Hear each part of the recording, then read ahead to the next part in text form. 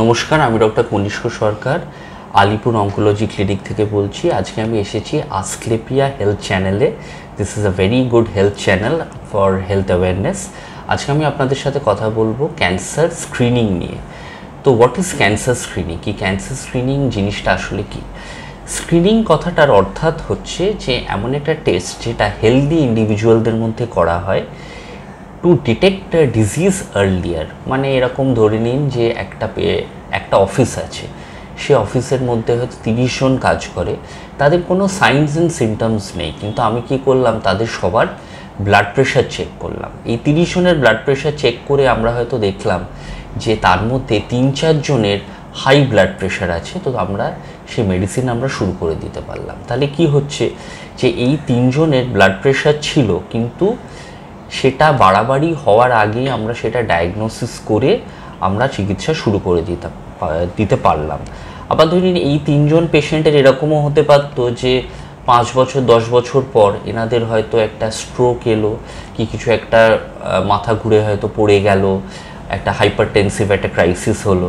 তো আমরা যখন সমস্যাটা কম আছে তখনই আমরা ডিজিজটাকে আইডেন্টিফাই করে তার আমরা ট্রিটমেন্ট শুরু করলাম। সেরকমই ক্যান্সার স্ক্রিনিংয়ে আমরা কিছু টেস্ট করি, যেগুলোর নাম হচ্ছে ম্যামোগ্রাফি, প্যাপসমিয়ার, পিএসএ বলে একটা ব্লাড টেস্ট করা হয় প্রস্টেট ক্যান্সার।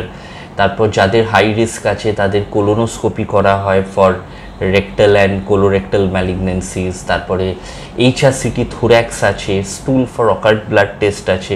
প্রথম 3টে নাম হচ্ছে বেশি কমন। তো এই টেস্টগুলো করলে আমরা যেটা করতে পারি, আমি ম্যামোগ্রাফিটা দিয়েই আমি এক্সাম্পল দিচ্ছি, যে ধরে নিন একটা পেশেন্টের ম্যামোগ্রাফি করে দেখা গেল একটা খুব ছোট, আমরা একটা হয়তো 1/2 ইঞ্চের একটা টিউমার ডিটেক্ট করতে পারলাম। তখন আমরা এই চিকিৎসাটা খুব ভালো করে করতে পারি। মানে হয়তো পেশেন্টের খালি সার্জারিতেই হয়ে গেল, তারপরে হয়তো রেডিয়েশন কিমোথেরাপি কিছু লাগলো না।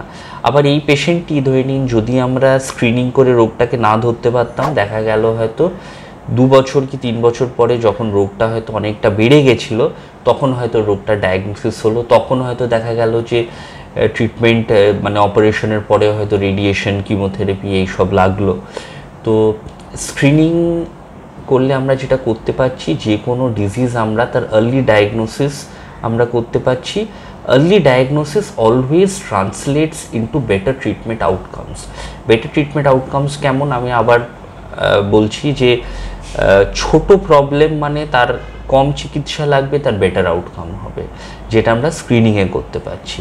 আর স্ক্রিনিংয়ে না করে যখন পেশেন্ট সিমটোম্যাটিক হচ্ছে, মানে রোগটা যখন বেড়ে যাচ্ছে, তখন আরও বেশি চিকিৎসা লাগছে, আরও বেশি খরচা বাড়ছে, আর তার সাথে সাথে ট্রিটমেন্ট আউটকামসটাও কম্পেয়ার টু যখন আমরা স্ক্রিনিংয়ের রোগটাকে ধরা পড়ি তার চেয়ে কম। তো আশা করি আপনারা আপনাদের ডাক্তারবাবুদের সাথে অ্যাবাউট ক্যান্সার স্ক্রিনিং আপনারা ডিসকাস করবেন। এই টেস্টগুলো যদি আপনার এজ আর সেক্স অনুযায়ী যদি ডাক্তারবাবুর অ্যাপ্রোপ্রিয়েট মনে করেন, তাহলে উনি ওগুলোকে আপনাদের অ্যাডভাইস করবেন। থ্যাংক ইউ, নমস্কার। আসক্লেপিয়া হেলথে রয়েছেন নানা ক্ষেত্রের বিশেষজ্ঞ ডাক্তার, যারা আপনার সমস্ত চিকিৎসা ঘটিত সমস্যার সমাধান করে দেবেন অনলাইন। মাত্র কয়েকটি ক্লিকে বুক করে ফেলুন ডাক্তারের অ্যাপয়েন্টমেন্ট। ডাউনলোড করুন আসক্লেপিয়া হেলথ। ভালো থেকো।